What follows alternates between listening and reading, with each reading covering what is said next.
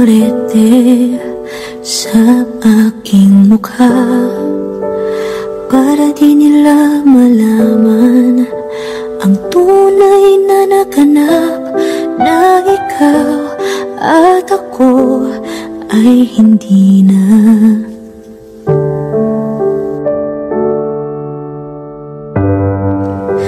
Iniensayo pang mga ngiti para di halata, damdamin ko'y pinipigil, sa loob umiiyak, dahil ikaw at ako ay hindi na.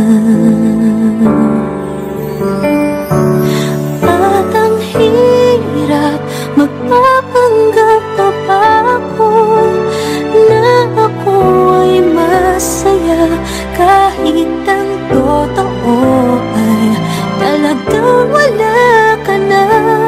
At kung bukas pagmulat ng aking mata, may mahal ka ng iba, wala na akong magagawa. Di ba?